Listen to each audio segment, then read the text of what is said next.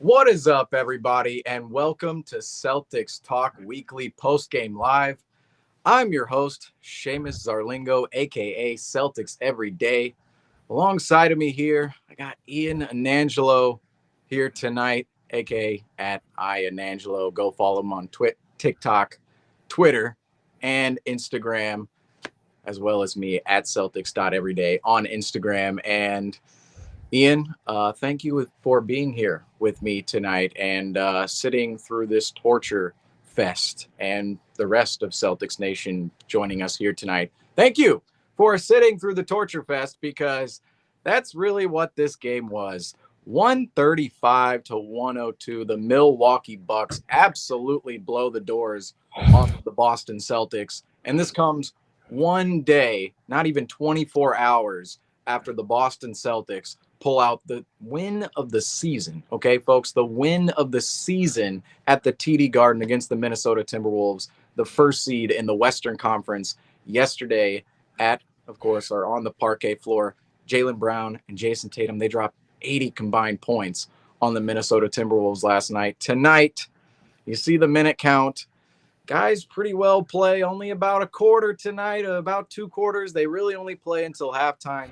The Celtics top 5 guys do. And of course, Al Horford, usually top 6, he's included, but he was out tonight. Porzingis, I believe he sat last night. Al Horford sat tonight. And that was the Celtics game plan going into this one, but it turned out to be, yep, starters, all of you guys are sitting in the second half because this one was well over by halftime and even midway through the second quarter. And this marks the first time in 182 games the Boston Celtics never hold a lead. And we are going to look at the lead tracker real quick right away. I'm going to get to Ian in a minute, but we're just going to get this out of the way real quick. Biggest lead, 43 points for the Milwaukee Bucks. And like I said, first time in 182 games, the Boston Celtics do not hold a lead whatsoever. And I don't know the exact date. I heard that number on the broadcast. However, the exact date, you would have to think it expands back a couple of years, but there's a good look at the lead tracker tonight. Not too much to analyze to be said about this one, and we'll get into the game and what happened. But Ian, as you join me here tonight, your initial thoughts and maybe your only thoughts on tonight's Celtics-Bucks game in Milwaukee. Life comes at you fast, doesn't it? Oh, yes. Yeah, that was definitely the game of all time, you could say. I don't really know if there's really anything to say about this game, if we're being honest. The Celtics just lost. They got their doors blown off, and there's a bunch of contributing factors to that. But I don't think anybody's going to care about that. You lost. You got blown out. I mean, running out with Svima Hyluk, Luke Cornett, Sam Hauser, Lamar Stevens, and Peyton Pritchard right after halftime is never really a good sign in the middle of January. So, yeah, that was pardon my language, but that was a shit show. That's pretty much the only way you could really describe this game tonight. No, don't pardon your language. Like literally right as you said that word, it's like 3 more streamers popped into the broadcast. So I think that's exactly what people want to hear is that it was an a shit show, man. It was a shit show. It's just kind of, it's one of those things where it's like, yeah, the Celtics were on the second half of a back-to-back. They just played an overtime game. You know, there's so many things you can say and excuse the Celtics for, but like being down by like 40 at halftime, it's really hard to excuse that. So you just kind of played terrible. That's really pretty much it. I don't know how much stock you take into it, but yeah, that was just not good. I don't really know where to stand on this because I feel like part of myself kind of goes with the science, the analytics, the further studying of something to be more efficient at something, right? Sports, you see it this century. That's been the story in sports this century specifically. After the year 2000, I mean, analytical data has taken over basketball in such a way. Football, right now, we're seeing it in a big way, and baseball too. We watch baseball all summer. I mean, it's changed a lot over the years, and I do fall a little bit on the analytics, but I am a little old school as well. You know, I like to see the toughness come out in ball clubs, and this was a situation where I wanted to see the Celtics come out and be tough, where everybody was coming into the game saying, "Oh yeah, they played last night, overtime game. They're plus 2.5 coming into this game." And I just don't see it tonight for the Celtics. That was everybody's take on this game. And I wanted the Celtics to come out and kind of defy everybody and shift the narrative. We always heard about when Brad Stevens was the head coach and doing post-game interviews every single night. Obviously, we don't see Brad Stevens doing those interviews as much as the GM now, but he would say, we want to shift the narrative. We want to challenge the narrative. We saw tonight the Celtics, they went along with the narrative. It was not anything like challenging the narrative whatsoever. That being said, that's more of the tough guy perspective in myself. The more analytical side and more, you get deeper into the game. I almost think this was a positive game for the Celtics for the fact, look at the minutes, look at the rest the starters got in this game. I mean, Al Horford, he did not play. I'm mixing up who played. Okay, so Al Horford did not play tonight. Kristaps Porzingis played tonight. And it was almost as if none of the starters, none of the players who are going to be in the playoff rotation later on down the line, it didn't really seem like they played basketball tonight. It really seemed like it was a game 82. Jaylen Brown played 18 minutes. Jason Tatum played 16 minutes. Kristaps Porzingis played 21 minutes. Derek White played 17. Drew Holiday against his former team in his return. And this is also why I wanted to see the Celtics maybe show up a little bit better, is that you have a return game by Drew Holiday, who you just traded for a couple of months ago. I want to see the team kind of rally behind him a little bit, but he only plays 18 minutes tonight. Off the bench, well, O'Shea Brissett, these guys are going to be playing more and more minutes, but you get the point with the top five, the minutes. It's almost like a rest game. It's almost like a game you play going into the playoffs where you go, this game's not really going to matter. Go ahead, sit it out. We're going to grab the number 1 seed, number 2 seed, number 3 seed, whatever you're locked into at the end of the year. However, that wasn't necessarily one of those games. Obviously, it's January in the schedule, and I did want to see the Celtics come out with a little more fire, and I thought they could have potentially put themselves in a better position, specifically at halftime, to maybe make a run, but it just wasn't happening because the legs, the effort just wasn't there. It simply wasn't there tonight. If you just simply looked at their closeouts, right?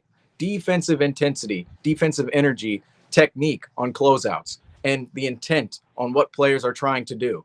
It was like players are just going through the motions of, I'm just going to run out to the perimeter and, hey, I'm just going to contest this shot, or, he's driving on me, and the closeouts are sloppy. It's the feet are sloppy. The arms are sloppy. Everything was absolutely sloppy for the Celtics tonight defensively, and it just bled offensively as well. They just couldn't get a bucket. When you're giving up bucket after bucket after bucket, offensively, you start to get a little bit hectic, and they weren't running their offense after a while, and they couldn't hit a shot either. And I know a lot of people will say this is because last night's game. They had to come back down from 9 points down in the last 3 minutes of last night's game. You were at last night's game.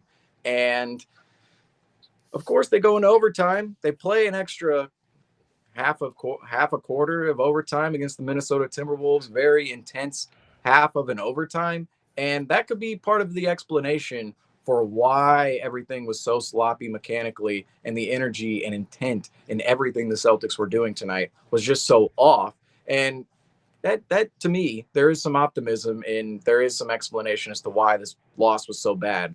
But I did want to see the Celtics potentially come out and compete a little bit better, because as of late, we've seen the team has seen a couple of more rest days. They saw a couple of rest days in between the OKC game and the Utah Jazz game. There were a couple of rest days after the Christmas game coming back from the West Coast, but it just didn't happen tonight for the Celtics. And I don't know whether I should fully excuse it, like it feels like a lot of our fan base is going to do, or if I should be a little bit more, this is a game you at least want to compete in, because I will point out, this is the first blowout of the season for the Celtics, and we can no longer ride the narrative of, oh well, this team no longer has been blown out. Well, you see it here tonight, and regardless of the circumstances, it happened.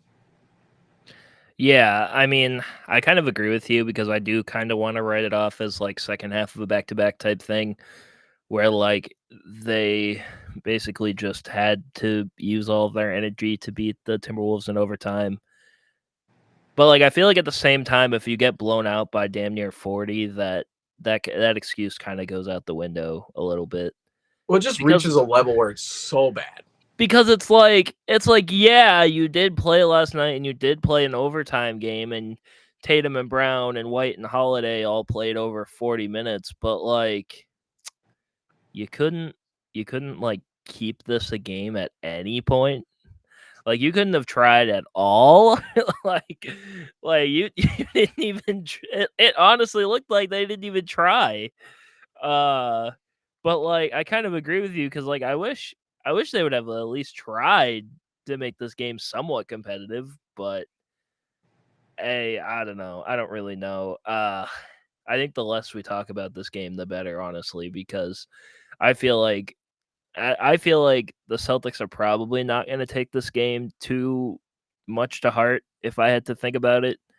I mean, probably until the next matchup.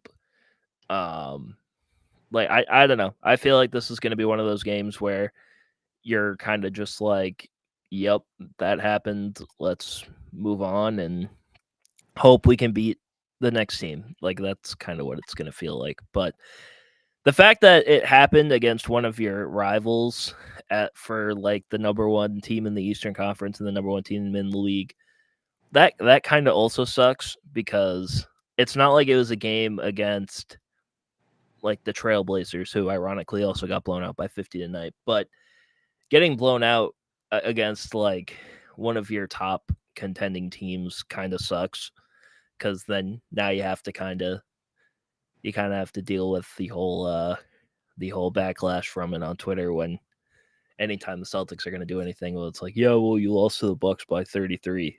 But yeah, yeah, and I mean, it doesn't help. And like, I wish I'm trying to rationalize myself with the whole they've played like 5 games in 7 days type thing. They've been doing all this stuff, and like, I really want to rationalize it, and I'm trying my best, but like, I don't know if I can legitimately rationalize it. It's a Well, weird feeling. I agree. It's such a weird feeling.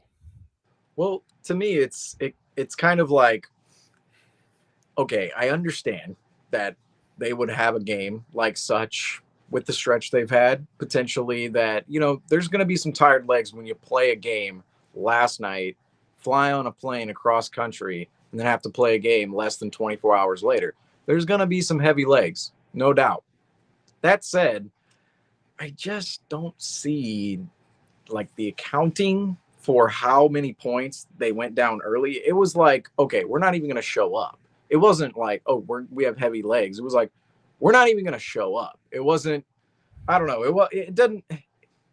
It just to me it doesn't feel like the entire like, oh, we were just tired excuse can be fully used for the fact it literally looked like they just didn't show up. They didn't care about this game, and even at the end, you saw everybody smiling, dapping everybody up, and it's just I don't really feel like this game, this win or loss. I mean, maybe a win for the bench players, the Milwaukee Bucks and Bobby Portis, for him as a role player on the Milwaukee Bucks. But I feel like I just don't see how this game affects the Celtics moving forward at all. And I think this is where the science comes in. I think it might actually be better because this is almost like a rest day for them now going into Saturday, where you didn't really play a full game today at all. If you're the Celtics, you didn't play a full intense game. You went out there, the Celtics, they got their cardio in. You take a day off tomorrow in Boston. They should be flying back tonight, I would think. So they're going to be flying 2 times in the last, less than Like 3 24 days. hours, pretty much. Yeah. Oh And they'll man, be back yeah. in Boston for the Rockets game on Saturday. And that one will be Which is tough that's against, going to be an emotional game. I have a feeling that's going to be an emotional game. you know what's going to happen in this game. Ime Udoka was in the trenches with Brown and Tatum. Now, Smart's not Yeah. around anymore. Robert Williams, he's not around anymore. Those were some of the dogs on that particular roster 2 years ago. That's the Ime Udoka squad, really, that 21-22 team, the Ime Udoka squad. We made it all the way to the finals. And some of the players aren't around anymore, but the top two stars, Ime Udoka, when he comes back to Boston, for whatever happened behind the scenes, I still think he should receive a standing ovation from the TD Garden for bringing Brown and Tatum along where they are now. Because, in my opinion, my personal opinion, they needed somebody like Ime Udoka 2 years ago to ascend them into further stardom in which they are in now. And Joe Mazzulla has been a huge part of that as well. But that one season under Ime Udoka and them making it all the way to the finals, reaching the finals, playing the Warriors, and really they should have won the finals that year if they didn't run out of gas. If you look at the competition the Warriors faced versus the Celtics on the way to the finals, I hate to bring it up, but if you just look at it, yeah. I believe Ime Udoka deserves a little bit of praise from Celtics Nation for his part in building the bridge for what is now a championship level squad, just like other players of the past. Isaiah Thomas, Avery Bradley, Jay Crowder. We saw Jay Crowder on the bench with the Celtics tonight. I thought what was a weird picture from tonight's game, a positive note from tonight's game. Drew Holiday and Jay Crowder, I saw them talking after the game on the broadcast. And just so weird that it's like they have one of our former players, we have one of their former players, but the time frame in which they played, like It's with not. it, It's weird. It's it's a weird not thing. even the same. It's like It's a Jay different Crowder era. played Jay Crowder 20, was on a different era of Celtics basketball. Same thing with Drew Holiday. Drew Holiday was on a different era of Milwaukee Bucks basketball. and So it's just it kind of highlights how strange the rivalries mix and really just over time they adapt into different rivalries, and some teams might hold the same angst against each other, like the Bucks and the Celtics. Like the Bucks and the Celtics play in the playoffs this year, it's still going to be quite a series, but it's not the same players at all from 2 years ago. I mean, Marcus Smart's gone, Robert Williams is gone, Drew Holiday is on the Celtics. Everything is different with these two teams. Damian Lillard has joined the party. I mean, it's all different between the two teams and the rivalries. They kind of adapt and change a little bit over time. And I just thought that was a little bit interesting that I saw that after the game. But I do want to talk about a potential, I don't want to call this a rivalry yet, but I do think every time these two teams face, it is a rivalry just a bit, just between the players. And it's not the Celtics and the Milwaukee Bucks. It's the Boston Celtics and the Minnesota Timberwolves. Why? Anthony Edwards, Jaylen Brown, two players from Georgia, two players who have worked out with each other in the offseason. And of course, Jason Tatum, too, the competitive spirit he owns. Those players went absolutely after it last night. And Ian, you were in the building. You were in the building for this I game. was in the building. I want to hear your thoughts about last night's game because you were inside the TD Garden for that stellar performance and the game of the year. What's nuts is last night you saw the game of the year, Ian. Tonight was the absolute worst game of the year. Exactly. It was literally just the exact opposite. And I want to hear your thoughts on what you saw transpire on the parquet floor last night from the Celtics. Yeah, last night was insane. That was one of the best games, maybe the best game I've ever gone to. That's saying a That lot. was that was a crazy game. I don't know. They were just going back and forth the entire night. I'm not gonna lie, when it hit about like that 7 minutes when the Timberwolves were up by like 9 at one point, I had a pretty bad feeling that the game was over. But I mean, unlike tonight, the Celtics showed some fight out there, and they showed that they can overcome a deficit. They can make a comeback. They got the stops when they needed to, and I mean, what else more can you say about Jason Tatum than he's just absolutely insane? He had him in the fourth quarter and overtime having 26 points over the course of the fourth quarter and overtime was absolutely insane to watch. And when he hit that three in overtime, the Garden just exploded. Like that was some of the most fun I think I've ever had at a game. and it was just a crazy atmosphere. So I can say that was probably one of the best games I've ever gone to. I could not believe the noise coming through my TV screen last night. It was louder than what you heard on TV. I watched the replays and I'm like, yeah, the replays did not do it justice. It was loud. I mean, when you can hear it through a TV screen like that, I can only imagine what it's like inside an arena. And I can picture it from a couple of occasions I've witnessed, but it's deafening. It's absolutely deafening, and I can only imagine from another team's perspective trying to run offensive sets, trying to communicate defensively in the midst of all of that. And last night, it just makes you proud to be a Celtics fan. I mean, that's really what I will say though, if the Celtics lost last night, this game would have made it so much worse. Like, we would not be talking as positively right now if the Celtics lost last night's game and then lost tonight's game. Well, that's also why last night's game is so big. Because if you lose last night's game, if you're the Celtics, you're in that game for a good majority of the game. It's going back and forth the whole game. And down the stretch, they allow the Timberwolves a 9-point lead with about 3-4 minutes to go. If you lay down, lose that game, that's 2 losses in a row. Well, look what happened tonight on the second night of a back-to-back. If we're going to excuse the Celtics for their dead legs and their heavy legs, well, maybe if they still play out that game last night, they're going to have heavy legs again. And it's 135-102, and we're talking about a 3-game losing streak with this loss on the back end of it. Imagine, Ian, the post game we're having if that's a 3-game losing streak. We would not be. Yeah, there would be no way that this post game show would be able to get monetized if we lost 3 in a row. It wouldn't. It just wouldn't look good. I don't know. It feels so weird because normally, like any other circumstance, like this game would kind of make us a little more angry, but like, I don't know. I'm still riding the high from last night's game. So exactly, and that's why it's so big. Is like even like last night, 4 minutes left in the fourth quarter.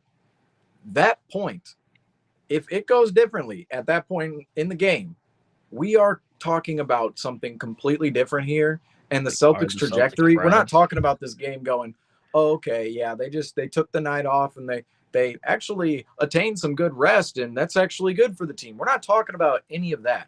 We're talking about what is wrong with this team. That's 3 straight games in a row they've lost. Last January, we witnessed it. You guys were doing the post game. I was absent last year, but I witnessed it. We saw it in January, losing to inferior opponents 3 straight times in a row, multiple times in a row. And at that point, it's just started spiraling in different stretches and streaks of the season. Well, the Celtics put a complete stop to that last night. And now the narrative coming out of this game is completely different than what it could have been if they don't turn it around in that fourth quarter last night. And I mean, man, you and Rob being there, it was earlier in the day. You guys texted in the chat. You guys were going to the game, and I mean, you guys just knew it was going to be. It was going to be one. I knew it was going to be a great game. Because I have a friend who saw Knicks Timberwolves out in New York, and she said that watching Anthony Edwards live is just an insane experience, and she was right. Watching Anthony Edwards in real life, the first step that he has is something I don't think I've ever seen before live. Like, his first step is so fast compared to like so many other players in the NBA that I can see why he's going to be one of the best players in the NBA. There's no doubt about that. Like, he's going to be one of the faces of the next generation of NBA players. And seeing Jason Tatum put on the performance he did while Edwards was balling, and Jaylen Brown also having a great game. Jaylen Brown in the first quarter, he was insane. He had like 15 points in the first quarter last night, and he finished with 35. Like, that was wild. But yeah, that was that was a fun game last night. And I can talk about that game a lot more than I can talk about this game. So, uh, Well, last night I came on here. I'm not gonna lie. Near the end of the post game, I started rambling on about the Minnesota Timberwolves and a couple of aspects. And a question I asked Rob and Franco last night: do you believe Anthony Edwards is the next Michael Jordan? That was the exact reaction they gave me. But I don't know if it's completely out of the question because, first off, he's the number one overall pick. I mean, in 2020, in a draft with LaMelo Ball, James Wiseman, Tyrese Halliburton, Isaac Okoro, Onyeka Okongwu, Killian Hayes, all of those names. And the Celtics, of course, drafted Aaron Nesmith, Devin Vassell as well. All of those names, Anthony Edwards went number one. And there's certainly a reason. It's because of what we're seeing right now out of Ant. And he's still a very young player in this league. And I believe his determination, his confidence, skill level, and ability to rally his teammates as well and build a culture in wherever. I think he's going to be one of those players where I think he's going to be in Minnesota for a long, long time. But if he were to ever move teams, he's somebody that's going to bring a culture with him wherever he goes. And Anthony Edwards, I believe it's not out of the question that he becomes an all-time level player, and we're just seeing the emergence of that because we've seen in the past it's not evident that anyone is going to become an all-time great player unless you're somebody like a LeBron or like a Victor Wembanyama. Michael Jordan wasn't thought of in 1990 that he was going to win 6 titles and be crowned the GOAT and somebody who made billions of dollars off of his shoe. I mean, there were not many people outside of the Nike industry really who thought that was the future for Michael Jordan. Yet that's exactly what happened. And I'm not saying Anthony Edwards is going to go on to win 6 titles, but I think what we're seeing out of this particular player, if he stays healthy for a sustained period of time, I think we have a special personality within this player, a special talent, special skill level. And I was super impressed with him last night. I know his shooting line wasn't exactly all up to par, but this entire season, he's a huge reason why the Minnesota Timberwolves have taken a next step. Offensively, he's provided them with a completely different look. I still have some problems with their team offensively. We talked about it a lot last night on the post game, but overall, Anthony Edwards, I think we're looking at the next, I know Coach Darko up in Toronto said Scotty Barnes was going to be the face of the league, but I think we're actually looking at it in Anthony Edwards. Yeah, I agree with that. Do you remember that viral video of that guy saying that Jason Tatum isn't that guy?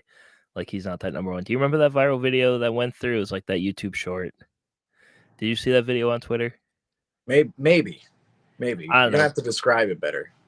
I don't know. I think it was by Young Mustard. He was saying that Jason Tatum is not that guy because he's had elite rosters built around him his entire career.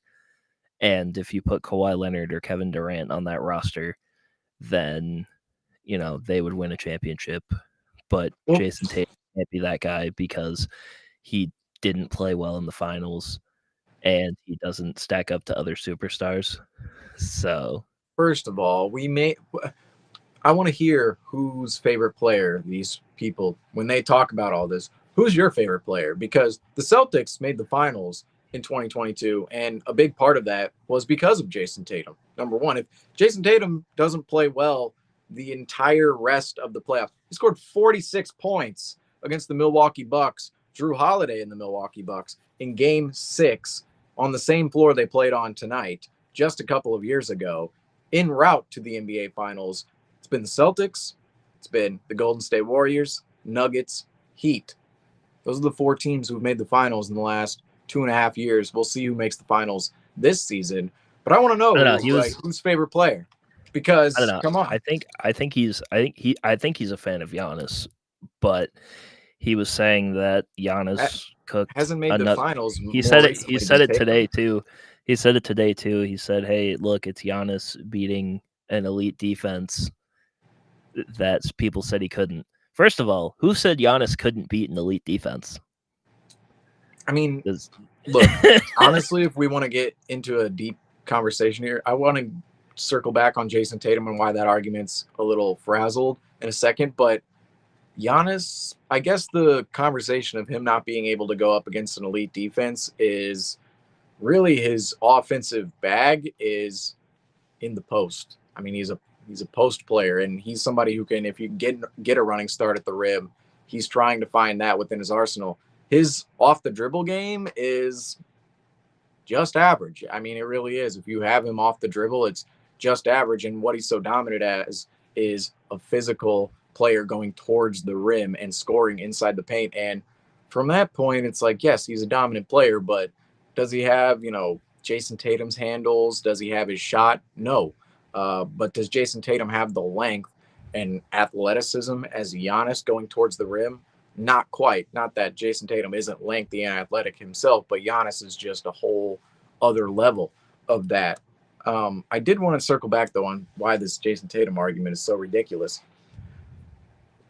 Jason Tatum is in year 7, and players typically hit their primes, and really they're on winning teams. And being on your prime is really, you're on a winning team, the best player on a winning team, right? That's when you're in your prime.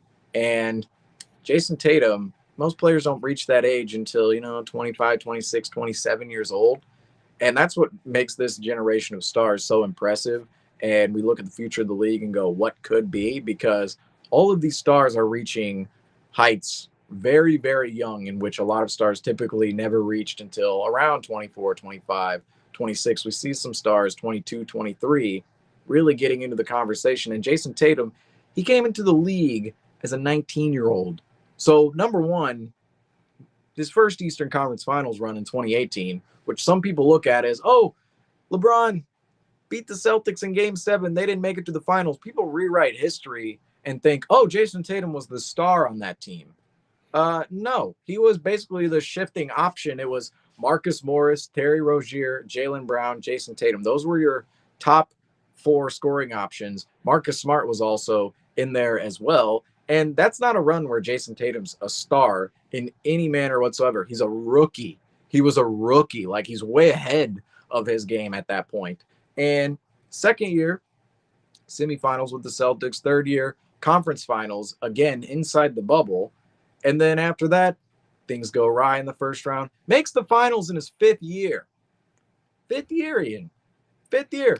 6th year, makes the Eastern Conference Finals again. They go down 0-3. And what happens? He sustains an ankle injury in Game 7 last year. And where are we at right now? We're in year 7. He's progressing through year 7. Folks, I would tell you right now, you better hold your Jason Tatum talk until after this season, because him going through year 7 with the Boston Celtics right now, I don't think you're certain that it's not going to end in a championship. I believe that's a real possibility. It's possibility that Jason Tatum, Jaylen Brown, Kristaps Porzingis, Al Horford, Jrue Holiday, the rest of the Celtics, Derek White included, our coach, Joe Mazzulla, President Brad Stevens, our owner, Wick Rosebeck, everybody involved, I think they may come out with rings after this season. And for all the talk that surrounds Jason Tatum, it's completely jaded. It's completely jaded because the runs in which happened before, they're supposed to happen. And right now, what Jason Tatum and the Boston Celtics are progressing through, this is the moment in which they're supposed to be contending. And what are they doing? They're 29-9, first seed in the Eastern Conference. Best team in the NBA, really, since the beginning of December, challenged by absolutely nobody. Nobody. Yeah. And, I'm not trying to, I'm not trying to have beef or anything with this. I think he's a great YouTuber. He makes really great content. I do think he is being a little hard on Tatum in this kind of scenario. No, I don't want to start beef with anybody, but if somebody's going to come out our guy Jason Tatum, I'm going to get. No, I know. We're gonna talk about it, but it does feel like one of those, and it's not just him. It's kind of the whole discourse around Jason Tatum in general. It's kind of crazy. People don't like him because he's good. Yeah, look how Celtics. long we've been good since 2018. Well, 2017 we made the conference finals with Isaiah. And ever since then, it's been pretty well conference finals every year, every other year since then. And other teams like Wizards fan, we were rivals with the Wizards and Hawks. Wizards and For a Hawks while, fans, what yeah. have they gone through? Complete purgatory while we've gone through, I mean, the heights. Yeah, So yeah. there's going to be It some is just dissentiment. kind of interesting to think about the discourse because, like, in a way, they're not wrong because there are things that Jason Tatum could be better at. He can be more consistent in the playoffs. Like, we've seen it in the past. Like, you don't want to see the games where he shoots like 22% from the field in a playoff game. That's not what you want to see. And I feel like that can just only come with time, right? And it's kind of crazy to think that, he's only 25 at this point, and he's been able to have as much success in the NBA that he has been able to have. But I don't know. We're Celtics fans, so we're obviously going to talk about the Celtics and Jason Tatum in a positive light. But, it is just kind of interesting to see other like people's perspectives, like outside of our own Celtics bubble at points. Yeah, I mean, it's tough. I watch a lot of NBA, and I think every time someone gives out an opinion about anything, I mean, they're going to be sitting in some sort of bubble somewhere about, a player, a team, whatever. Because if you watch, say the San Antonio Spurs every night, you're probably going to have a different opinion about what the Spurs need around Victor Wembanyama than somebody who just, like, say us, we're Casually not watches. right. Yeah, yeah. Like, we're not watching the Spurs every single night. We watch the Spurs as much as we can because Victor Wembanyama is absolutely insane. But it's not like we're covering the Spurs every single night like we cover the Celtics. We don't do an hours long post game on the Spurs, right? And I really look at it as Jason Tatum can. I don't know what category he falls into in terms of the stars. Uh, really, because of this. You look at a guy like Paul George, right? In 2018-19, he was top 3 player in the league that year. If you really go back and look at his numbers, what he was doing that season, he was a top 3 player in the league. And I really wonder if Jason Tatum is almost in that category where Paul George, yes, he was top 3 player in the league that year, and for really good 6-7 years there from 2016 all the way up until maybe 2022 range. And even now, it's not like Paul George has completely fallen off, but he was a player who you'd consider a top 10 player or a top 15 player, but not quite the player, right? He's not the face of the league, but he is right there with everybody else. And it feels like Jason Tatum's a little bit above that, but almost in that category of you're not quite Embiid and Jokic and the guys with length, but you're a star. You can be a top 3 player in any given season going forward, but you're probably Yeah, in that top 10 on some seasons. If it's not going down, like we see the pull-up shooting sometimes, if it's really not hitting at a high clip, probably going to see, in that 15 range. So yeah, and I it's think the discourse can only change if he wins a championship. Like, if he never wins a championship with the Celtics or with this kind of Celtics core with like Jaylen Brown and Porzingis and Holiday and White, like this kind of core, like if he never ends up winning a championship with the Celtics, it will kind of be looked back on like, damn, he was never really like this top, 3 player, this generational talent type thing, even though he is, in my opinion, generational talent. But that's just because we watch him every night. And he normally, outside of tonight, he normally plays really well. So, but have I don't there know. It's going to be interesting to, it is interesting to think about the discourse around Jason Tatum as a superstar in general, because I think he is a superstar. I think he has superstar talent. I think he's played at a superstar level for most of his career, at least most of his, because I feel like Tatum, I don't really think we can judge his first few years in the league because I don't think it was really his team at the time. I think you can probably start talking about his team in like the 2020-21 year. I think that was maybe when it started to become his team. So just judging off of from those 4 years, from the 2020-2021 year to now, I feel like he's been playing at a star to superstar level. And I don't know. It's just like, it's weird because you can say he's at the same level as like a Luka Doncic or a Steph Curry right now. Like, I think you can say he's a top 5 player right now. Maybe he's number 5. But like, there are also some people that could say he's like at the 7 range or like the 8 range. So it's kind of just a weird thing. And I think until Tatum's like wins a championship, and if he wins it this year, then I think he can solidify himself as like a top 5 player in the NBA. But I think his consistency is just going to become like, that's pretty much the thing with him. He just has to become consistent. And if he becomes consistent over the course of this playoff run, like, let's just say he doesn't have one of those games where he shoots like 1 of 11 or like, just has like one of those terrible games that we all know that he's had sometimes. But if he can be consistent throughout this entire playoff run, throughout the rest of this season, I feel like you can say he's easily going to be at the same level as guys like Jokic and Embiid and them. But I think it just kind of depends on if he wins the championship this year or not. And that's the hope, is that he can. Where do you look back? If you look back at that 2020-21 season, I didn't really feel it at the time, because I think most of Celtics Nation probably didn't feel it either, because Kemba Walker was still on the roster going Yeah, into but the like, he barely 2020-21 played that season. year, though. But that was so evidently their time to take over, because Gordon Hayward, that was his first year not on the Celtics. He left after the bubble, joined the Charlotte Hornets on, that was a financial move for Gordon Hayward, maybe not a winning move, as you see what happened in Charlotte. Didn't really make, I mean, the Charlotte Hornets handing out that much money to Gordon Hayward and Terry Rozier, honestly, they're 2 best players right now, but you see what happens. It not really too much planning going on, but those were financial decisions for those 2 players. And that was really the season where Brown and Tatum took over, is 2020-21.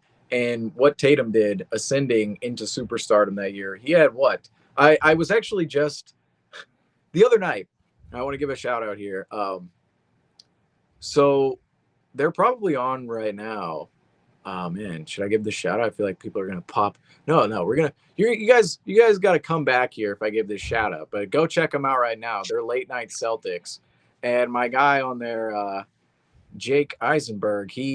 We did a podcast 2 years ago, and I literally just listened to it last night again, just to see what we thought of like going into the 21-22 season. And I mentioned on there, he mentioned on there that he had Jason Tatum's 50-point game against the Nets on replay. And I was like, I mean, we have a couple to pick from. We have about 4 or 5 to pick from. And that was at the end of that season. And his first 50-point game came against the Minnesota Timberwolves. And I was kind of thinking that last night. I was like, ooh, Jason Tatum, he's kind of, Minnesota Timberwolves, they kind of have a little bit of a father in Jason Tatum, a little, just a tad bit. We've seen quite a few points against them in the last couple of years. But that was so clearly the season Jaylen Brown and Jason Tatum were ready to take over the team, and that team was a total disaster. But you saw what happened the next season. Team got right back on the right track. New pieces surrounded them after the deadline, after it was evident that Schroeder, Josh Richardson, not exactly the best fit with Marcus Smart, but Derek White coming in, still with the team today, and then now leading it all the way up till today. This team is primed and ready for a championship run right now. And Brown and Tatum that year, I heard this in that pod too. That year I was thinking, we have to get through this season to get to where we want to go, because that season, what are you going to do? You traded two second round picks for Evan Fournier. That's totally fine from my standpoint. The Celtics held his bird rights if they wanted to sign him in free agency. Instead, we let the New York Knicks sign the worst contract currently in the NBA. So it was almost like a chess move for the Celtics in that regard. And it was just one of those years where you had to go through what you had on your roster financially. It was such a weird financial time too, because of COVID. Every team operated artificially and kind of as if they weren't going to have too much spending power the next off season.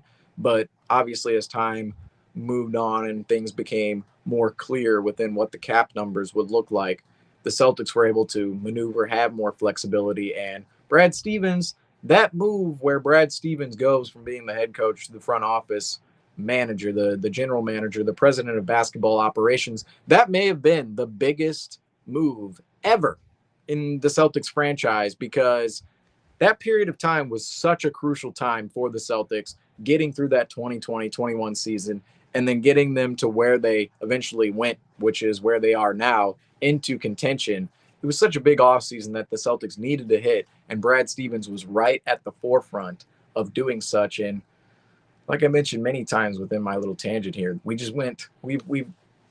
skyrocketed all the way to today, where we've lost a game by 33 points to the Milwaukee Bucks, and we're sitting here going, yeah, they got a good rest in today, and we should be fine moving forward. It's like, if this game happened back in 21, we would be flipping. We'd be losing our minds. And that it really tells you about we did lose our minds in 2021. We did lose our minds back in 2021 too. But yeah, I mean, that's kind of another thing. It's like, I mean, that's kind of the whole thing about the NBA, right? As much as we love like talking about things that happen like at the moment, like when it happens, judging a player off of one game or judging like being good or bad, it's just not really something you can honestly do, I think. And when it comes to the Celtics, yeah, they lost this game in the regular season, but if we're being honest, most Celtics fans know the regular season doesn't matter as much as, you know, if it could matter to other teams. Like, at least with the Celtics, we all know that the thing that they have to do is they have to win a championship and they have to prove it in the playoffs.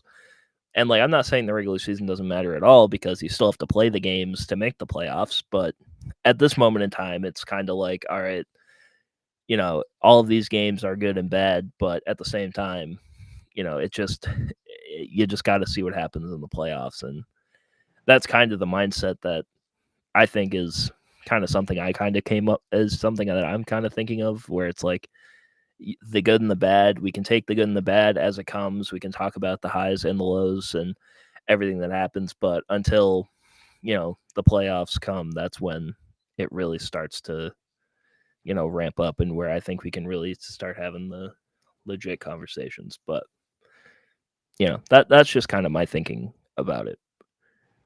I really feel like this particular Celtics team, just with not even the team this year, but just Brown and Tatum as a whole, okay, just their era of Celtics basketball, I see a championship.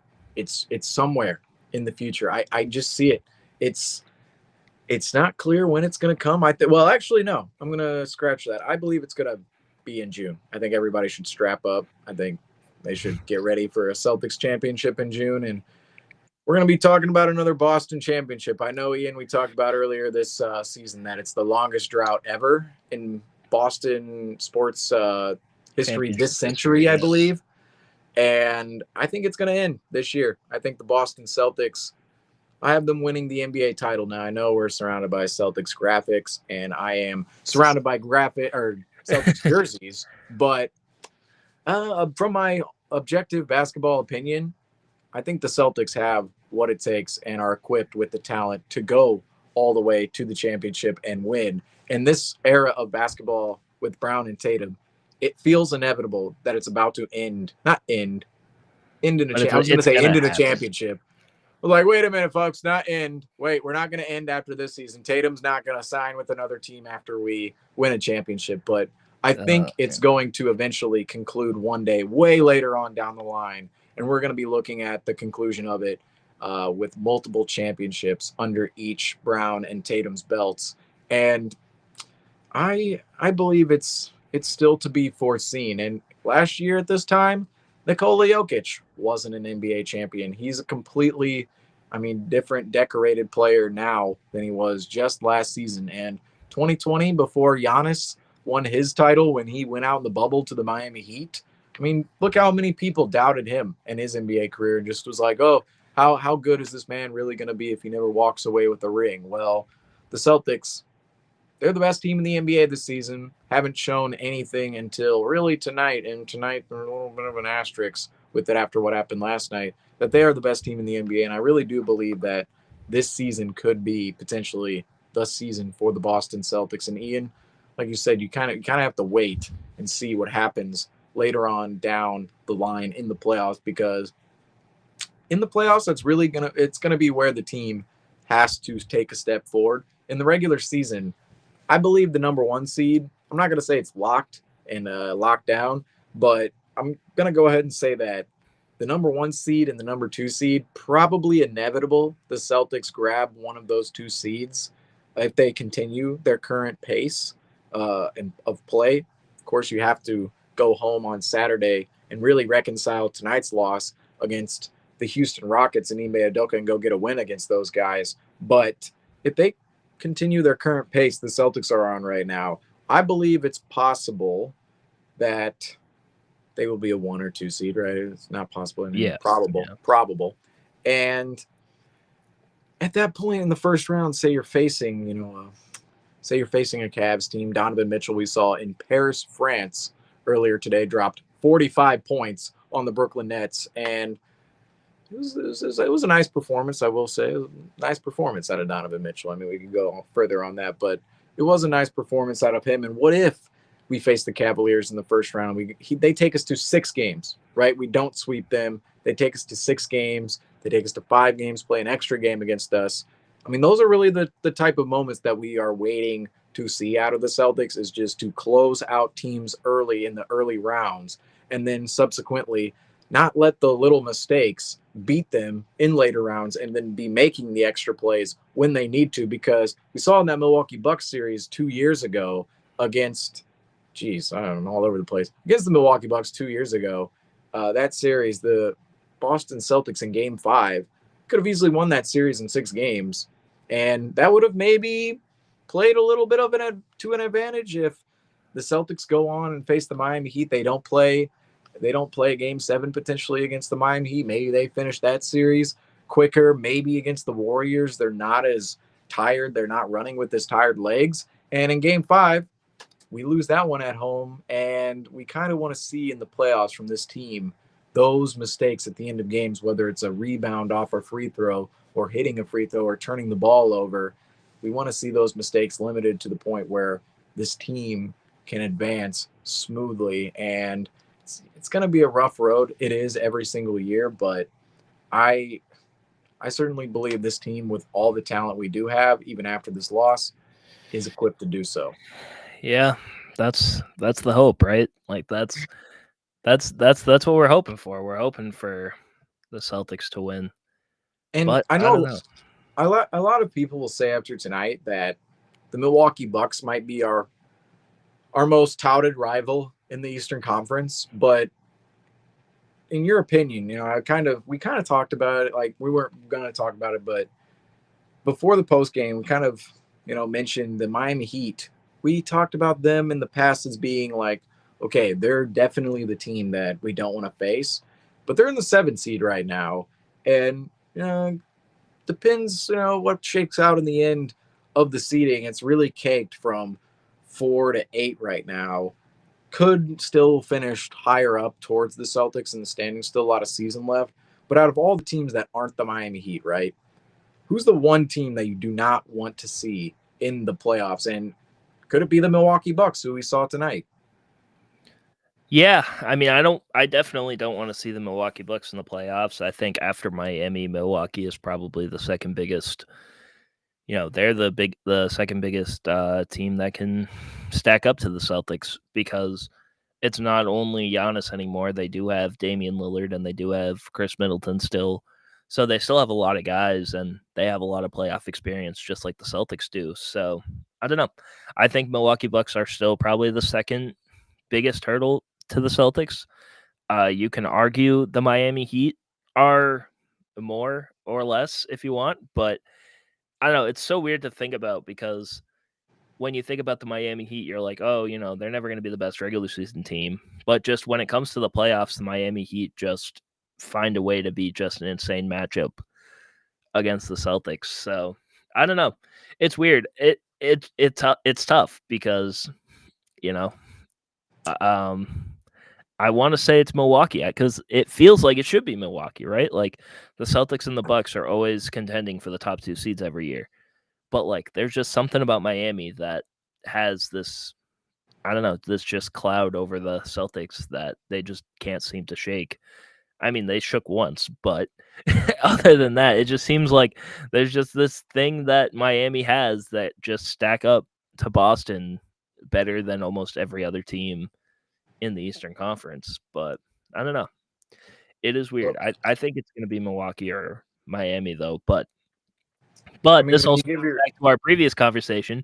If the Celtics are going to win the championship, they have to beat those teams. And that's why the playoffs matter so much more than the regular season, in my opinion.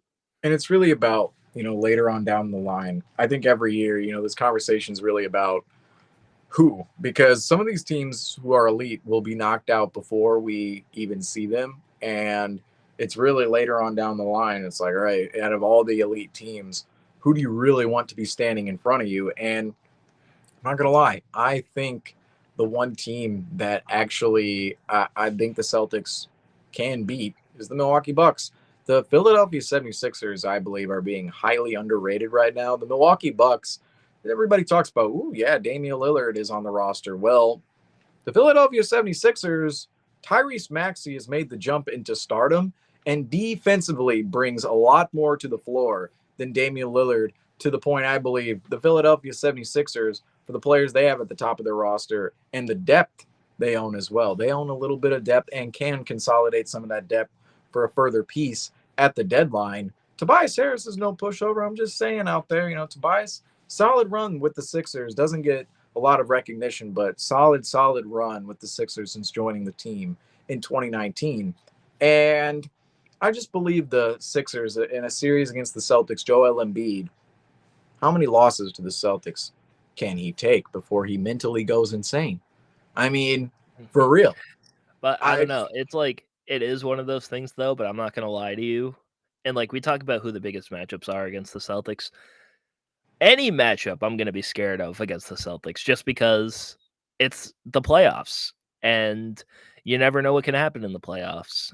So like last year, we saw the Miami Heat, who are an 8 seed.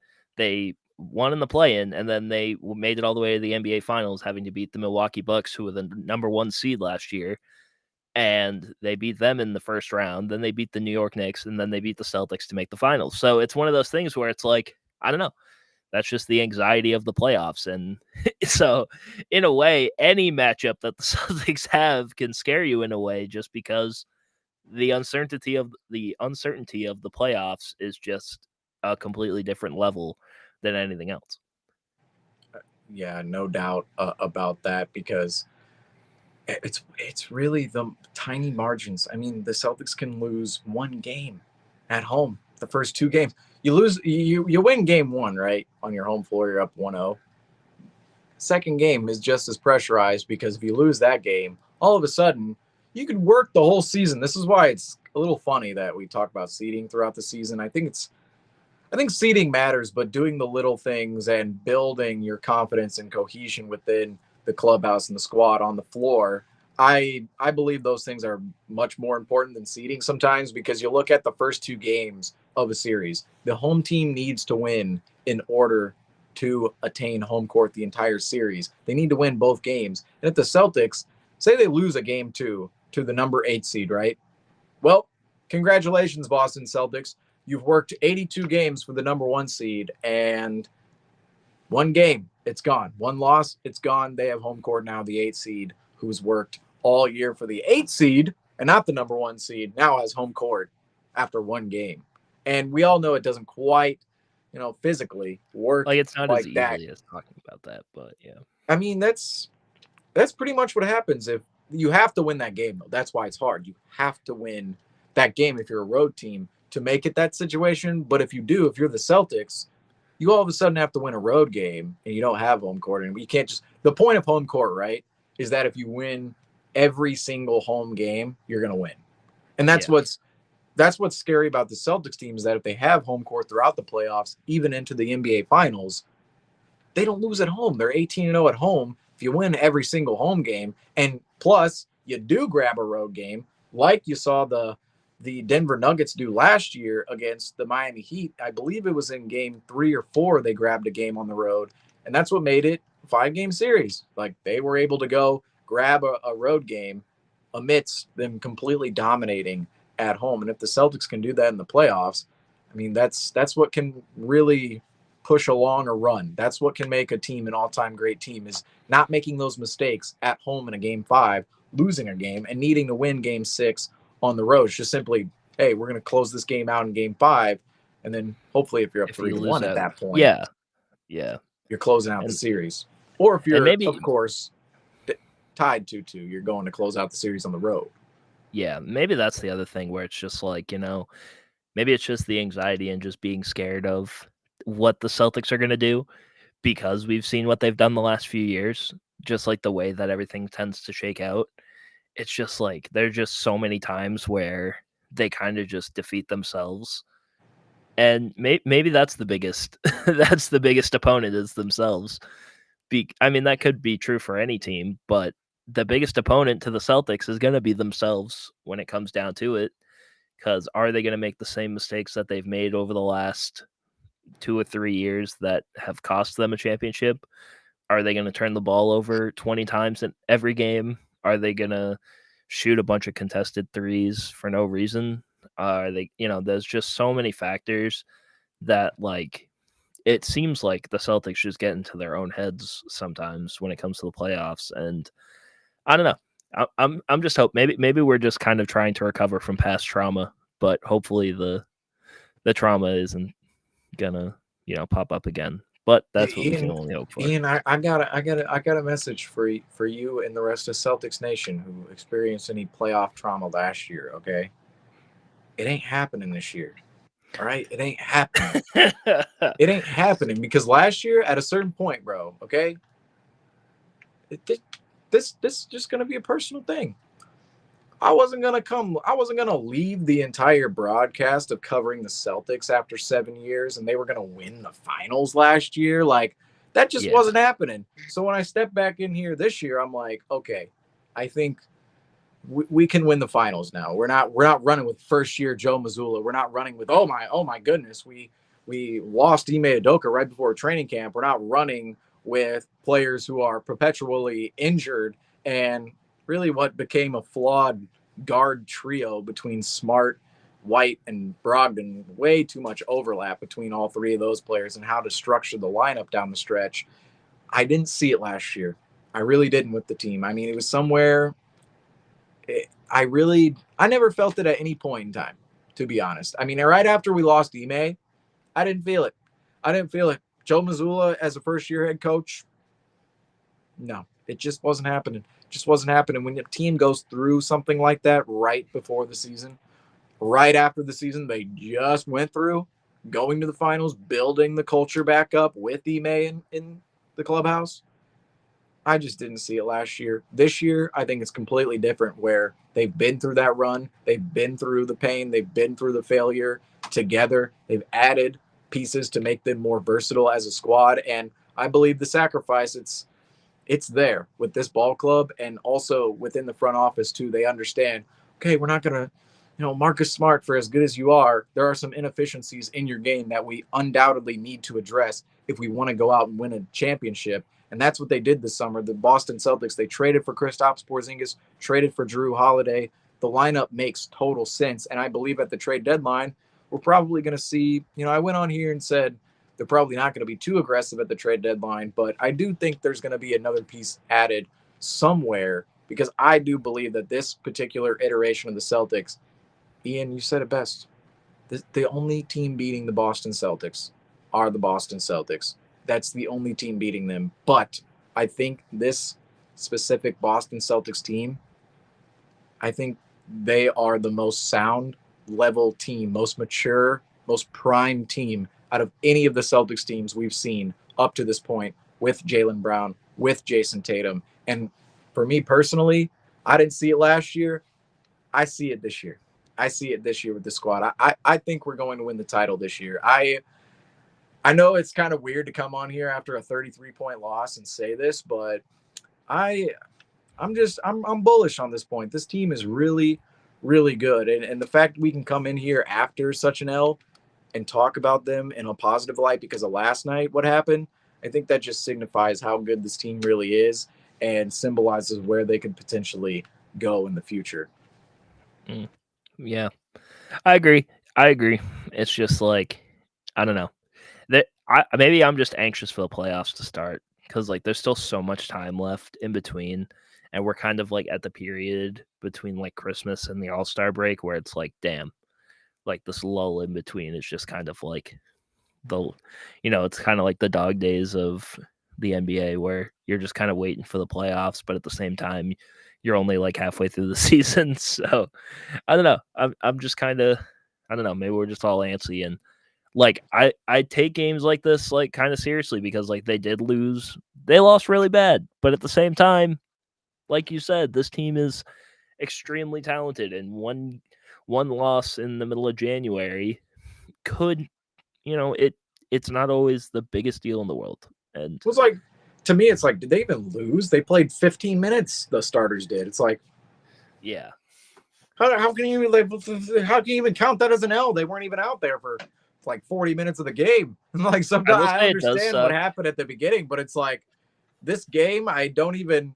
It's like one of those things where it's like, okay, well, if we wanted to make a comeback, we would have started this starters in the second half and tried to play them, but it's smart not to and give them the rest. And then now it's like, all right, well, we don't we don't really have anything to put on film in the second half and go, look, we played terrible here, and it's all in the first half. And a lot of it, I think, is just due to pure effort.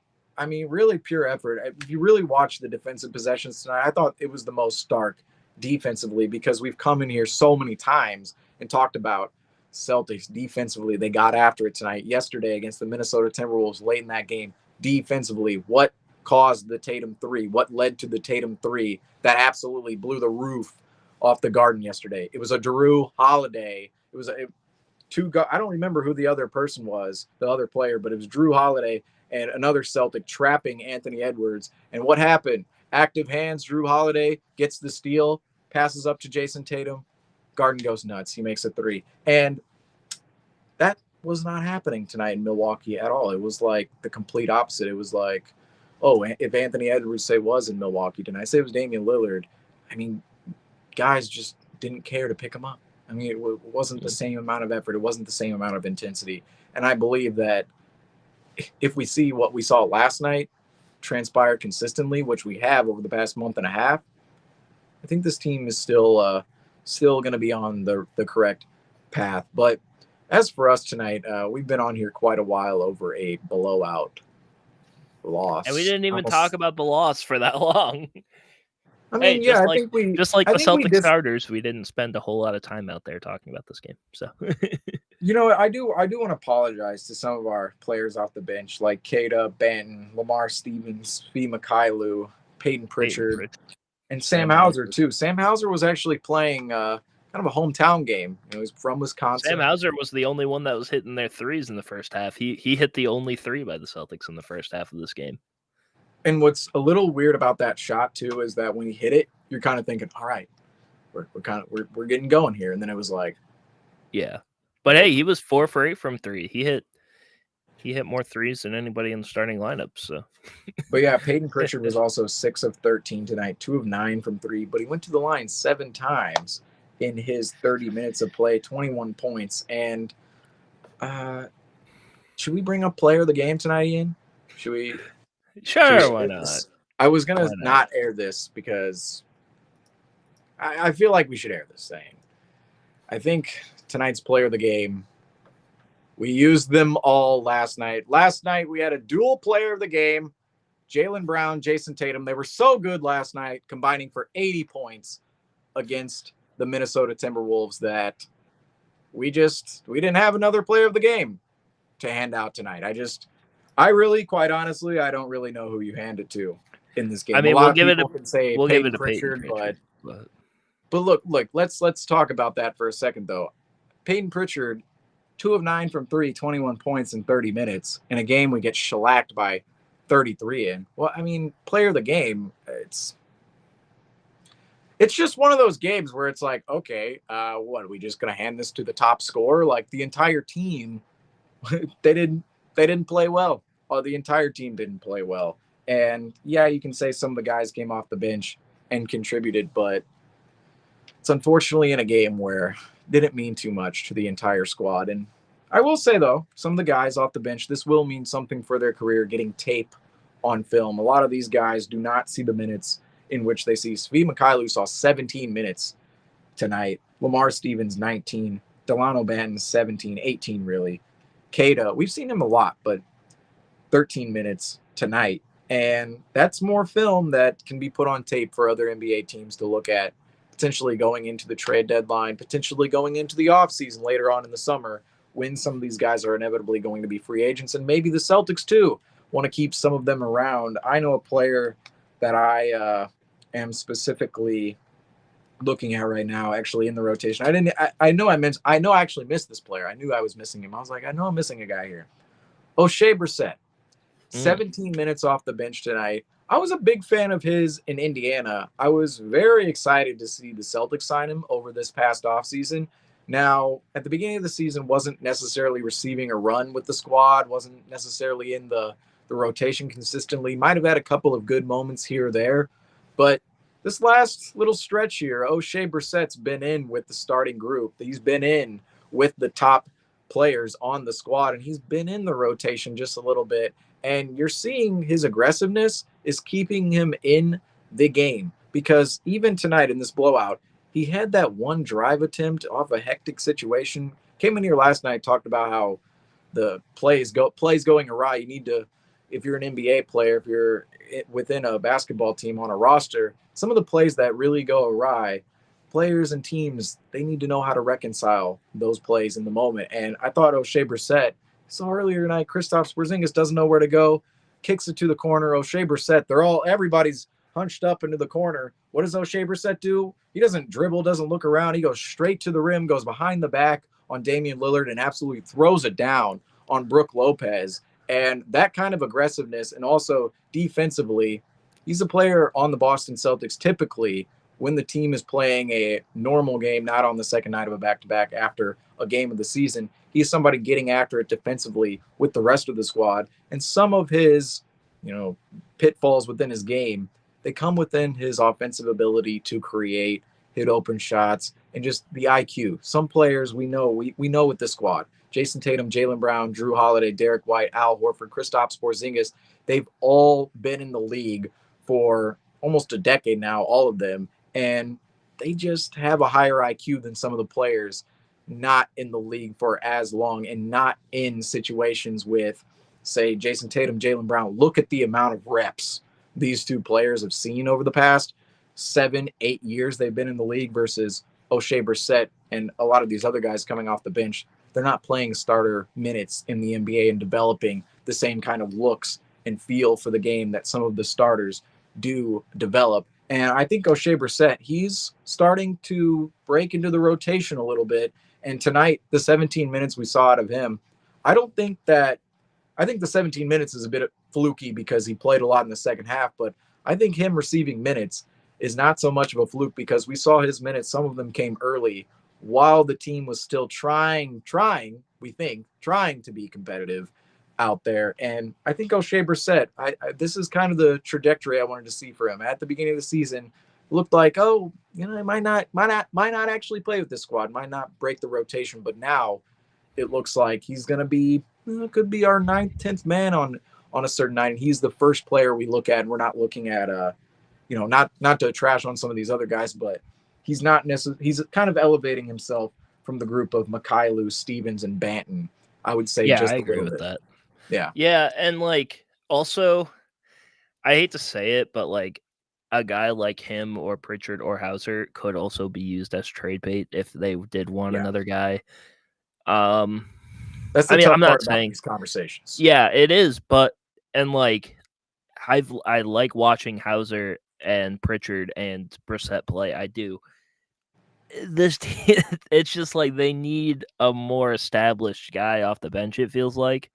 And like we've been talking about the Celtics bench ad nauseum all season, but like Yeah, and unfortunately.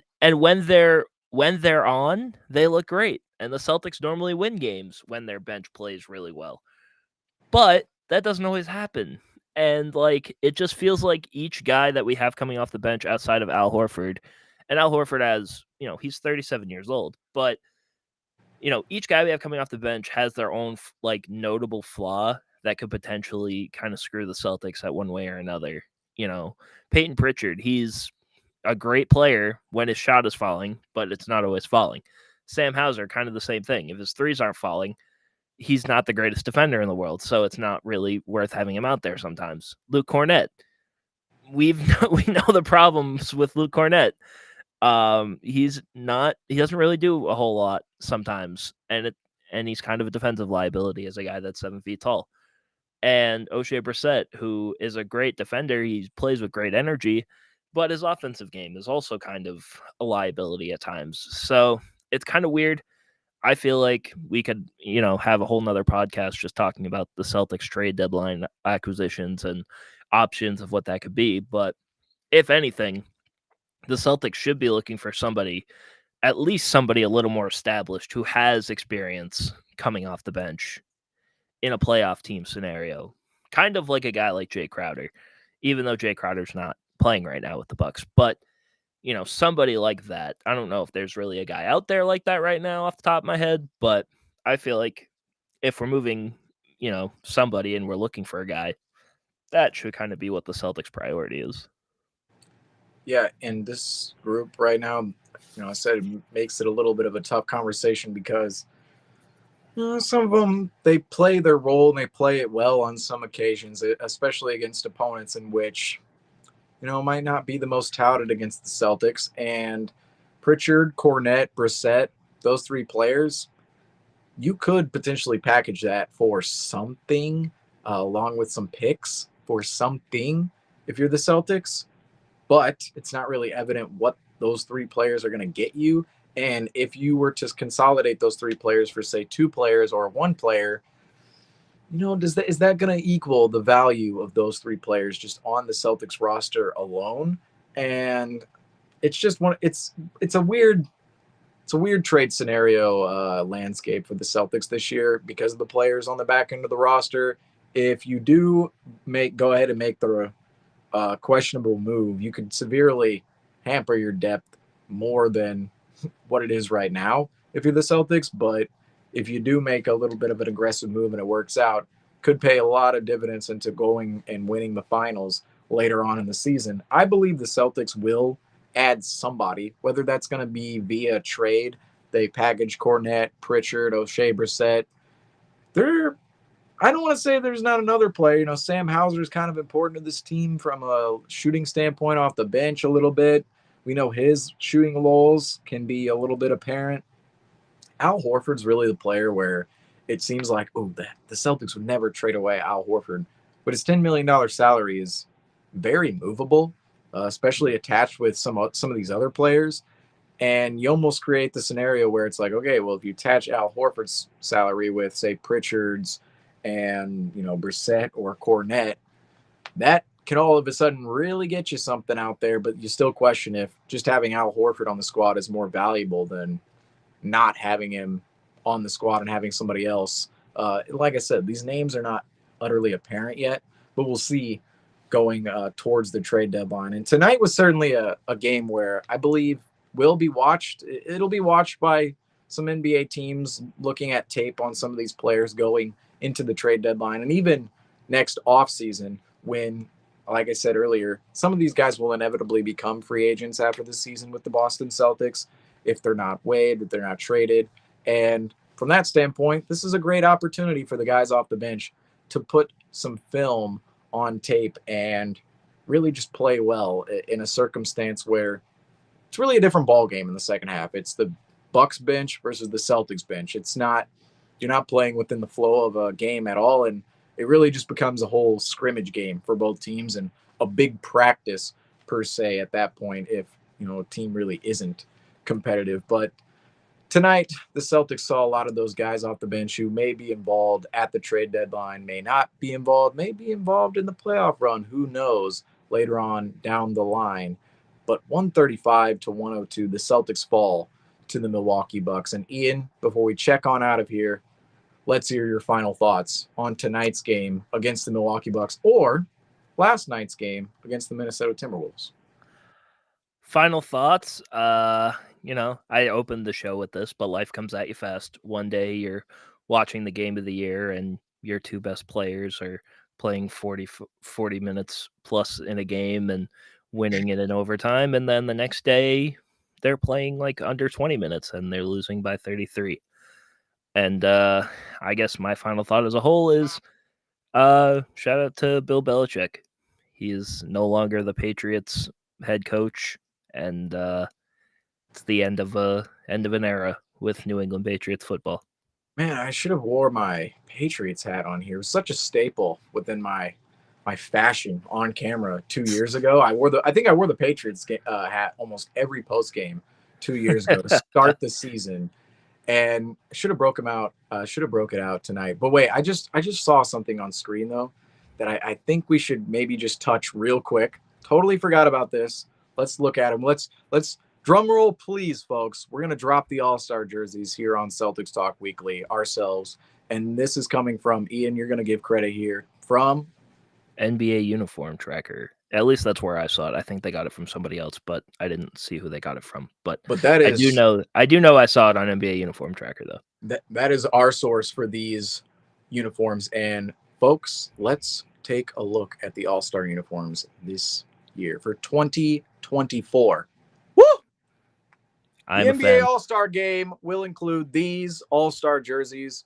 The All-Star Game, of course, going back to the East-West format.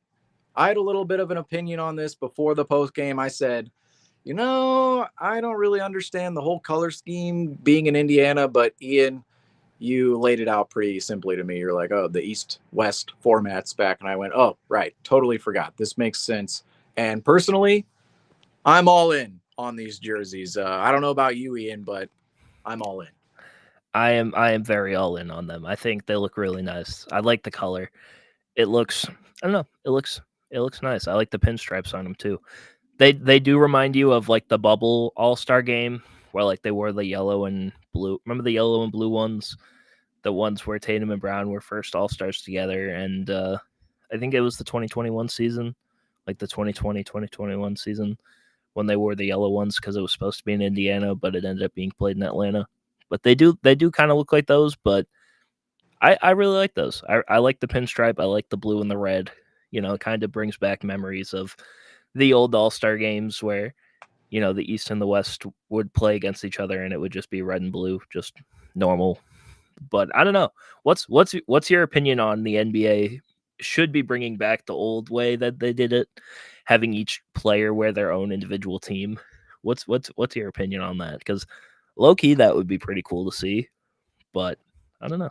I think they should definitely do that one year, but I there's just like everything else in this world, right? There's a little bit of a financial blockade in that would never happen again, but they want to sell those jerseys. They want to sell the All-Star jerseys you guys just saw on screen, and I really believe that that's the huge blockade in front of them doing that. If anybody questions why they haven't done that, that's simply why, because I think it would be cool to see jerseys, the All-Star game, just have the normal jerseys out there. But I do like the All-Star jerseys as well, being East-West. I didn't like the whole LeBron, Team Durant, Team Curry, Team Giannis. I didn't like any of that simply because I didn't really like our Celtics All-Stars playing for Team LeBron in the All-Star game and needing to buy a Team LeBron jersey. And also before the All-Star game, if your player, your All-Star, your favorite player, that is, wasn't, you bought an All-Star jersey before they were picked to a team before the All-Star draft.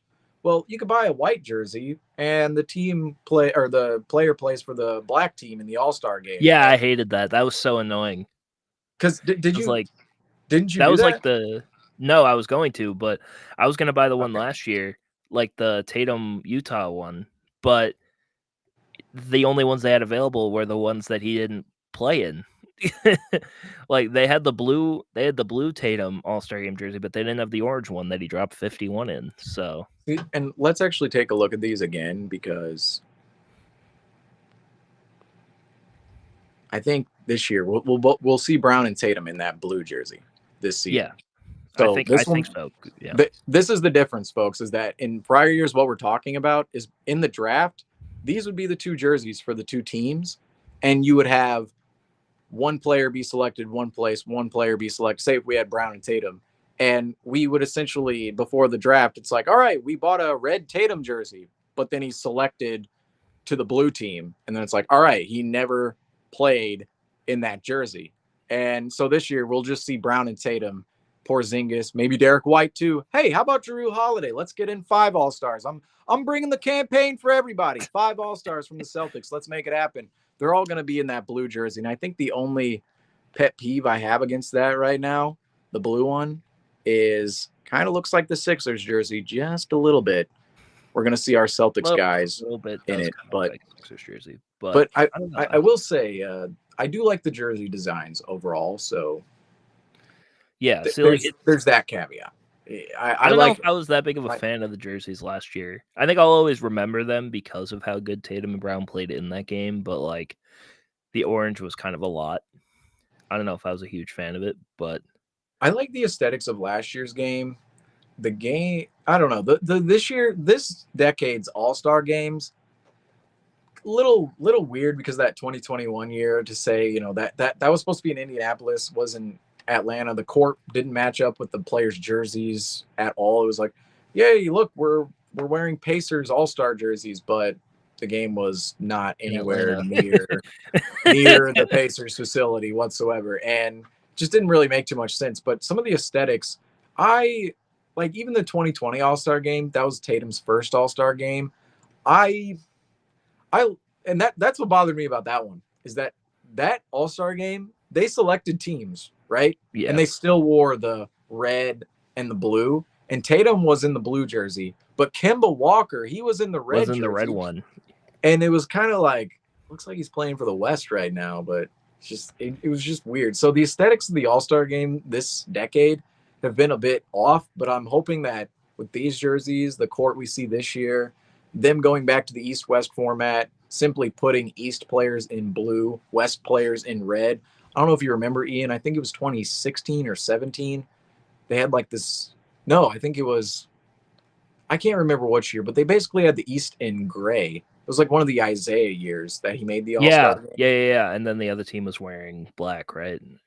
Yeah, some of these aesthetics the last decade, really, for the NBA All-Star game, just been on and off. But these jerseys so far, I'm liking what I see here. I'm liking what I see. They're trying to do everything they can to make the All-Star game matter, but it just, I don't know.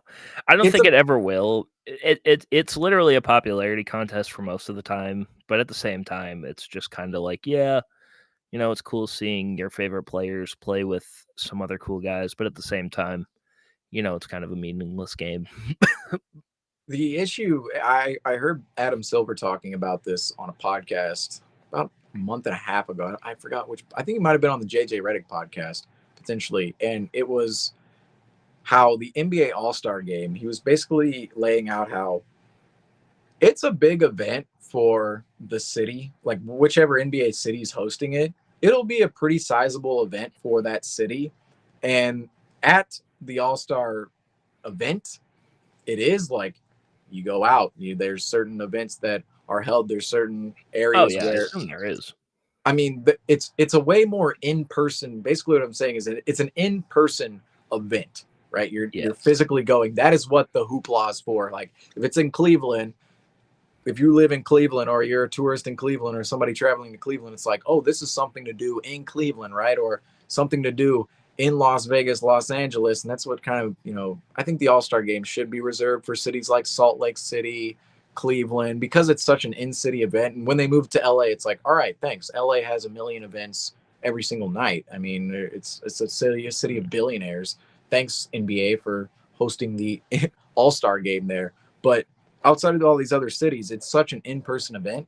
And the actual game itself, for the people at home who are watching it, it's not an event whatsoever. And that's the that's the wall the NBA faces, where they're trying to make it a more coveted program for the viewers at home, for those who look at it on social media, for those who look at it on their TV, on their computer screens, on their phone screens. But it's more of an in-person type of thing. It's more of the hoopla with the introduction of all the all-stars at once, and seeing all the all-stars in one place and play with each other, and all the events that come on Saturday night, on Friday night, with all of the NBA players and talent in the city and around the city. And you have so many venues and events scheduled for the all-star game at the actual event, the city where it's played. And that's fine for the NBA, but everything else, like they have to they have to hit it aesthetically with us, right? And it's just like, I don't know what you can do with jerseys, right? Because you're not really going to make people tune into an all-star game just because of jerseys, or just because of certain aesthetic things that they're trying to push. They try to push on us, but I still appreciate the NBA trying to make their product better, because if they weren't, it would just be like we saw in 2021. They couldn't really make their product better after COVID. So all the supply chain issues. And I literally just saw a post on this earlier. The 2021 statement earned everything jerseys. The NBA, they literally just changed the color swatch on all of those jerseys. And I'm glad that that's not the mentality of the league, like we see with some other sports leagues, where it's like, all right, we're not going to put any thought into our aesthetics. We're just going to throw out, colors, jerseys, all-star. I'm just going to call out the MLB right now. What was Players Weekend a couple of years ago, where they were just like, hey, black and white uniforms? It was like, what are we doing here? Like, yeah, Players Weekend. So I'm glad the NBA isn't that was necessarily in that sphere of jersey designing and making, but like I said, just it's tough to get views off of just jerseys, Yeah. You know what's crazy is that the Celtics haven't hosted the All-Star game since 1964. That needs to change. I mean, didn't they put in a bid for? They put in for like 2025, I think, but I think they lost to somebody. I think the San Francisco got it. The Warriors got it. But it would be, considering some new arenas and some new venues, it would be tough to host it in Boston, just because of, I see a issue with like capacity just a little bit. Like there's also no parking in Boston, so that's what I'm talking about. If you ever want to if you actually like try to hold a big event in that city, you're not going to be able to park anywhere. So that's the thing, is that Boston can house a ton of people. Like the lodging is not a problem, but when you're saying like all the parking and all the venues, like I just look at around like the arena, and just kind of how it's not like it's lacking places, right? At all. Not at all. It's just everything is so like so bunched up together. Like if you've ever been to a Celtics game, it's like one side of the street to the other side of the street, and it's like just that one street. There's like nothing else around it that's like considered, like it's just Causeway Street when it comes to like everything to do, like bars and stuff around it. So it would be kind of congested. Yeah, and that's why I see like a place like San Francisco, the Warriors, if they won the bid over the Celtics, I mean, that place is they opened in 2019. That's also a new arena, so yeah. Right. They opened in 2019, and the logistics even before they opened that arena, I mean, insane what they were able to do. And shout out to Joe Lacob too, Warriors owner, because although people of Oakland won't like me shouting out the Warriors owner for moving away from Oakland, but for what the city of Oakland has gone through in terms of their politics, it only makes sense to leave Oakland if you are somebody of any business structure in Oakland. And he ultimately moved over to San Francisco, across the bay. The Warriors did, but Joe Lacob, that whole stadium was funded by his own pockets. And often we see a lot of owners, across a lot of sports, go, taxpayers, you're paying for half my stadium, right? Like, wherever I'm putting my stadium, I want the taxpayers to pay for part of this venue right here, because it's going to add XYZ to the community. And Joe Lacob moving to San Francisco, a very, very pricey area on the bay, I must say, used a large some of his money. Of course, he's a billionaire, and not dipping into the taxpayers' fund too heavily. And that definitely Ooh. deserves some praise, because when you're of that status and can, you know, you when you're of that status as a billionaire, millionaire, and you have the ability to pay for something, but can use taxpayer money, and you decide, I'm just going to start the Chase Center, the Warrior, like I'm going to move the Warriors over to San Francisco, and I'm not going to select to harm my community. I mean, that definitely deserves some praise.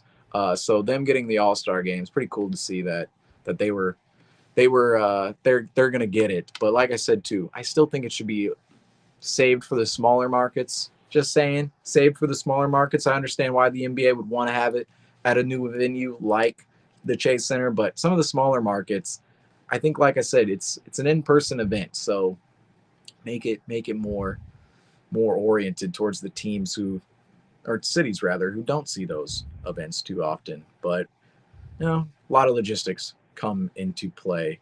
Ian, tonight we've been on here. We always not a record tonight, but I feel like every time we're on here, we always give the folks who watch along with us some good talk, especially at the end surrounding the NBA. And tonight's game gave us a ton, a ton of talk. And I know I asked you your final thoughts on tonight and just everything in the NBA, but I'm gonna do it again, Ian. Final thoughts. Bill Belichick. Right. I know you gave him some praise last time, but let's do it again. Final thoughts. Just let's move on. This game happened. You lost. You got your doors blown out. Let's move on to Saturday and play against the Houston Rockets. Let's go out there. Let's have a complete game on Saturday. Let's not, make this a trend of getting blown out to good teams. For certain, because this week, if we do come out and lose to the Houston Rockets on Saturday, this game we're giving the Celtics some leeway tonight. Yeah, this game Okay? this game will mean a lot more if they lose on Saturday. Right.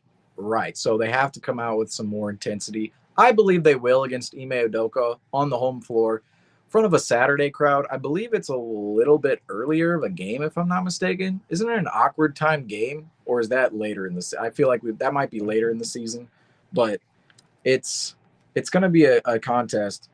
No, I Celtics just play at 7. Okay. Saturday. We play an awkward game somewhere. Oh, it's against the Grizzlies. I posted it earlier.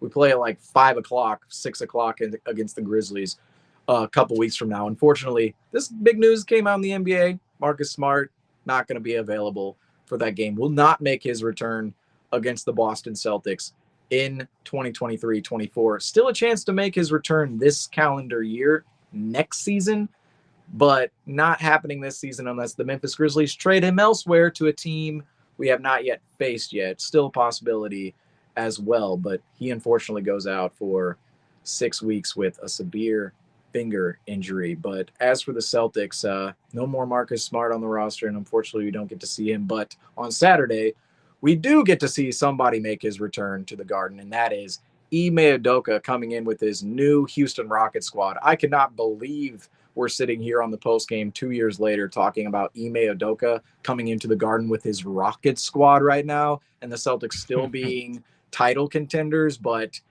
here we are in the game on Saturday. We will have you covered here on the Celtics Talk Weekly YouTube channel and on Celtics Talk Weekly post game live. I'm your host, Seamus Zarlingo, aka Celtics Every Day. Alongside of me, Ian Anangelo. That is all we have for you guys here tonight on the CTW postgame show. Said Saturday, join us here again and go Celtics.